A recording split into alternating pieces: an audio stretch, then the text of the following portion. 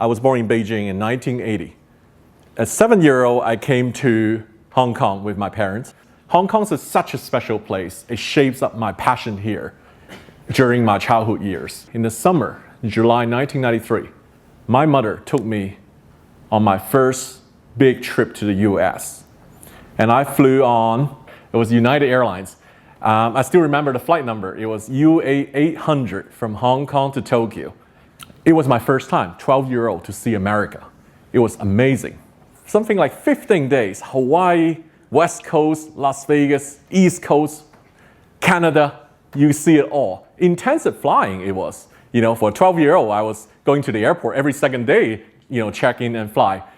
We flew some of those planes at that time was 727, 757, DC-10, and of course 747. And I'll tell you, those days are wonderful in the US. There was no TSA, there's no security check. And you can go through to the concourse and watching planes and come as you like, in and out. And even better, there are food. You don't have to pay for it. Free food on board, free sandwiches, hot meals in domestic flights. We need United to listen to what we're saying here. The wonderful thing at that time I joined is called the Mileage Plus. It's one of the best frequent flyer scheme, as you probably know. So at the time I did this trip, I earned 20,000 miles when I was 12. And it was good enough for a round trip ticket from Hong Kong to Tokyo. By the time I was 15, I was traveling back and forth, US and Hong Kong, and I even flew in business class thanks for the Mileage Plus scheme and upgrades. Why I'm so into aviation when I was such young? Obviously, I flew so much at that time it hit me. And I think the best thing I like about flying is being disconnected. And you would argue without the Wi-Fi these days and everything, it's so slow and boring. But I actually like that. It's a luxury thing to be disconnected from the ground and free up your mind. I'm a dreamer. I'm a daydreamer. I love to dream so many different things into the plane. First love. My first love wasn't a girl, it was a plane. It was, strange, very strange. We live in a wonderful place, Kai Tak. We had a wonderful airport like no other airport had. What I consider was very romantic is at nighttime, standing at the fence outside Kai Tak at Kowloon City, watching a 747, fully loaded 747 taxiing to the threshold. You see the cabin lights all on. You can even probably see flight attendant walking down doing the final check. And it was very romantic to me watching that plane, taking off. A 400-ton metal bird taking off Hong Kong and carrying probably 400 people. 400 people with 400 stories, 400 reasons to travel. It's the moment skyward. That was the exciting moment for me. And this is why I love about aviation. In 1997, my mother and I immigrated to Sydney, Australia. At the time, we flew this plane here. This was called a spaceship. I remember this plane very well, and that airline went bust in 2001. I studied university in Australia, and I have a lot of freedom at the time when I was in Australia. I've got my first driver license, and I've got my first car. Do you know where I drove to? Give a guess. Airport. Of course, airport. Nowhere else I wanted to be than the airport. So I studied finance and economics in the university. I was pretty good at it, but along the side, I was always into aviation, and because I spent countless time just watching planes, and that thing really gets you into it. And at times you couldn't explain to other people, and other people think you're some sort of weirdo. And so, along the time I go to the airport, I pick up my first SLR camera in 1999. It was called the Rebel 2000, just before the Y2K. And I start photographing, collecting memories, and looking through the planes coming past their lands. I started as a contributor photographer when I was 18-year-old to a website. Some of you know this website. It's called airliners.net. It's actually a really good site at that time because there was none of the sites like that. You can submit all your airplane photos on there, and then you get a lot of views from people. You get the pride out of it. It's a good promotion thing. I also started my website in about year 2000. When I graduated, I got my first job in Australia. It was in the government of Australia. It's in the Australian Bureau of Statistics as a trainee statistician. It sounds really boring, isn't it? Like, I didn't last that job very long, maybe 10 months. Then I had my second job. It was at Bloomberg. It was my first job in the financial circle. And I was a data analyst. I was supporting the traders. And I was also supporting the news desk. So I learned the trade of financial trading and journalism. Getting paid a salary, then I used that money I earned to do more flying along the way. And there were a few significant flights I want to share with you during those years. This is one of those. Can you guess which airplane this is on? Well, you're very smart. You know everything. So this was taken from the very last window of the Concorde. It was looking like a spaceship because it was kind of like the shape of it. And at times I dreamed about seeing the curvature of the Earth because the thing was flying so high at 58,000 feet. This, is so high. There's no other plane can fly this high. You see the dark curvature of the Earth. It's deep blue. That was me in 2003. And I was a lot heavier. I was chubby. But I did a 3 hour, 18 minutes across the Atlantic. I paid $2,700 for that ticket. It wasn't too bad. If you think about it, you are buying time by traveling on that Concorde. You take off from London at 5 p.m., you arrive in New York at 4 p.m., you're gaining time and paying $2,700. Time's money.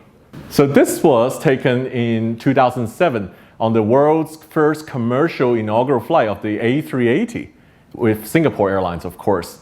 So I managed to snag one of these suites class. At the time was revolutionary. There's nothing like it, a private suite on a plane. I'm not only into luxury. Luxury is beautiful, it's comfortable, everybody dreams about it. I was real passionate in all sort of aviation, all aspects. So I went to Iran. This was taken from the window of a Boeing 707 with a Tupolev 154 holding down there, and there were a bunch of classic planes in Iran due to the sanction there. I was sharing my trip stories on airliners.net that later on I enabled more people to get to experience that same kind of aviation thrill I have.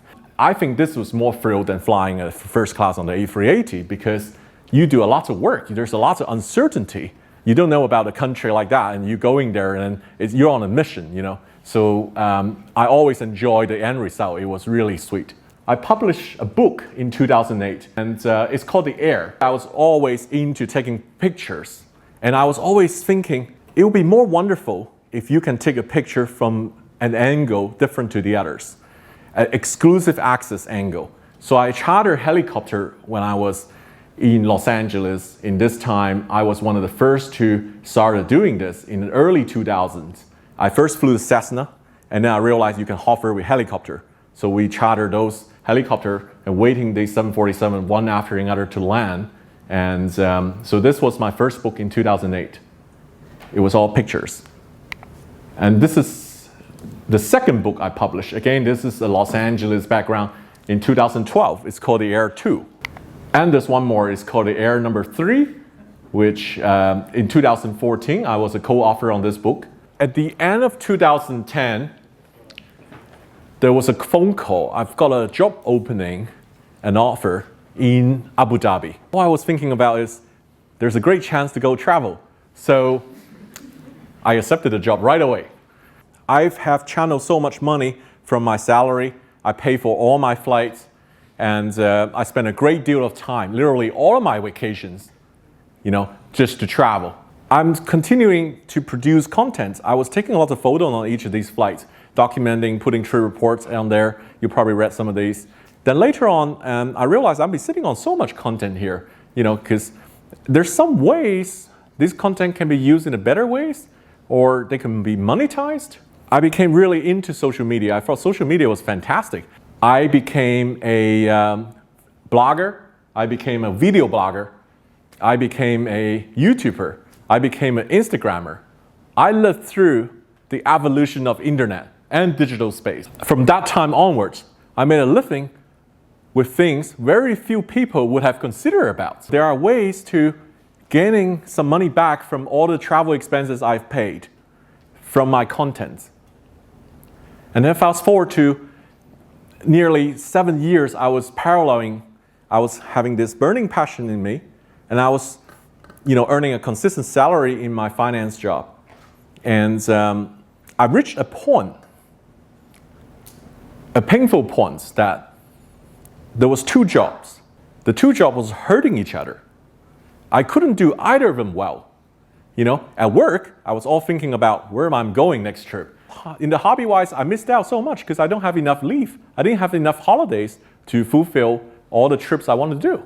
And I missed out lots of opportunity. There were also sometimes invite for you to go to air shows and such. So they come to a point that I have to decide what I want to do. In 2017, April, I finally resigned. I've gained lots of financial securities, financial confidence from my old job. And I'm really thankful to that job because that job allows me a bit of financial independence now. I was able to take the plunge to go down to full-time to pursue, to double down my effort to see if I can bear some fruit into my airline blogging job. The money comes from the content you create. So I would think myself as a content creator. Every chance you get to create content, that content may be able to be monetized. And YouTube is a fantastic platform that rewards content creator. From the minutes they watch, you know, from the traffic you get, you do get about 50% split with YouTube. If you get more traffic, more subscribers, and more watch minutes, the important thing is not quantity. It's not about numbers of subscribers. That's just one aspect of things. The most important thing is your content has good quality, that people can watch longer. You could make money from advertising. You can also make money from click money. Click money is monetizing through affiliate marketing. Let's talk about related travel. Skyscanner. You sign up with their affiliate program. Every link referral, successful link referral means this guy booked through your link. You get maybe 50% of what Skyscanner get, they split with you. So if you have a lot of traffic in your blog, a lot of popularity, you might be able to build up a substantial amount of money, which I do see a lot of bloggers, they do so. And some bloggers do the credit card signups because credit card company pay a handsome amount of money for you each time. You just need to be very good at this kind of information. But what's the most important thing here is how do you gain that popularity to have that critical mass to support you, right? So if you want to have a successful blog, a successful channel, you've got to think about your audience always. Your audience and your supporters, like you guys brought me here, you guys are really, all of you are my boss. I have to think for you. I have to provide some benefits, information or entertainment, whatever the way is. I have to return the benefit back to you. So you guys will be continuing to support and build up more and more for me. So this back end, you're getting the content out there, then people start watching it, and then you're getting the money from advertising, from click money. The front end, what's the front end earning? Front end is actually just very simple from your sponsors. You might have a product, a company come and sponsor you. You put it on your blog space or your YouTube video. How are you going to maintain objectivity when you are reviewing flights? Because I've taken delivery flights, I've taken invitation, and people think that, oh, you've taken something, benefits from people, you have to write something good about it, right? You have to write only good things about it. And I disagree with that. You know why? Because I think we're living in an age right now, we can clearly see what is the branded content and what is not. I think that the video power is so strong, you don't hide anything from the video. Your viewers are not stupid. Your viewers really can tell what is good and what is not good. So long as you remain truthful, remain authentic, stick with your opinion and views that that your viewers will mostly agree with you. Earlier to my point, the sponsorship, the delivery flight, think about from a content point of view. You do it or you don't do it. If you don't do it, we might have one less content to show. Maybe there's no one create that content if I don't do it. So you gotta think from a comprehensive angle to cover up to see whether it's worth it, whether this is fitting my audience. How do you ultimately gain the network connection to the airline so that you get the delivery flights or the invitations to those events? It takes time to build that connections. Maybe I think the best way you want to build is to start LinkedIn.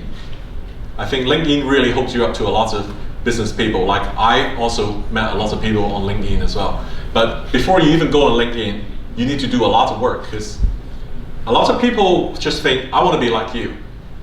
But it's not something you can just get one shot to get rich or one shot you get there. It takes so many little steps and so many step backs to get, to get forward and going and up and down and up and down. So there's no one way or simple way. So you might get invited to deliver flight. That means you're gonna represent some values there.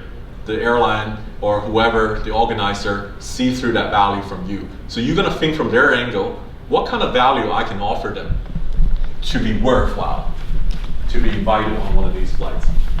Airline CEO from Delta Airlines, at Basham, he told a YouTuber, you guys are great. You guys are aviation geeks. You do free marketing on us. And I laugh, I totally agree. We're so into aviation, we're so passionate about. We go beyond to get the angle right, to reshoot, to retake, to get this right and get that right. We spend all our flight documenting the flight. In return, we're actually paying for that air ticket as well. So, you're doing them a double favor. They're earning your money, they're earning your content as well. Because you're so into that, you remain so truthful to yourself, you're gonna gain the respect from your followers. Your followers are gonna like what you're doing. I was on this world's longest flight 2-3 weeks ago on Singapore Airlines flight, SQ21 from New York to Singapore, 18 hours. Voluntarily, I chose to have a premium economy seat. I genuinely want to test and stress test myself and the product out to see how people fare 18 hours. We know that there's beautiful flatbeds, beautiful 5-star cuisine in the front, but we want to see how the majority of people travel the back for 18 hours, the longest flight. How do you survive that? So I made a video on that. During the flight, I spent a lot of hours just to look for content, look out the window. So I was shooting content. I slept 5 hours. I rested pretty well. When I land, everyone go home, go to hotel, have a rest. I go to hotel and start putting my content on there because there was a responsibility. There was a lot of people waiting for it. Even during the flight, I was using their Wi-Fi, sending some picture to Instagram stories, keeping the audience there. And I knew there were lots of people waiting to see this is hot news. You gotta do it before it get cold. So I started editing my video. I slept at midnight for 5 hours. Then I woke up again. I started working at 5 a.m. the next day again, trying to get that video out. I finally got that video out at noon, and 2 hours later I fly out of Singapore. So there was that great sense of responsibility you built in. You want to present them and give them the best experience. My idea was to present my aviation and travel experience with my audience. Not all the audience can fly together with me, but throughout the video, I hope they can enjoy it. I've received a lot of email from the less fortunate people that they never flew on a plane before. Or some people have fear of flying. So the next time when I go to different countries, especially going to developing countries, I want to bring them together with me next time to fly together. So I want them to have that lifetime experience of flying. At least once in their lifetime they flew it. And I really think sharing is caring. And this is important that your audience make you who you are. And it's time to return something back together and having more fun together.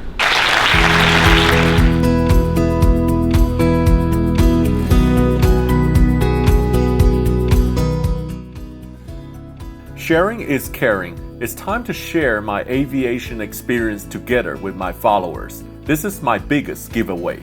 I will fly with you to enjoy the flight experience together. There will be 5 winners in total in this giveaway. The giveaway link is in the video description. Good luck and let's enjoy aviation together.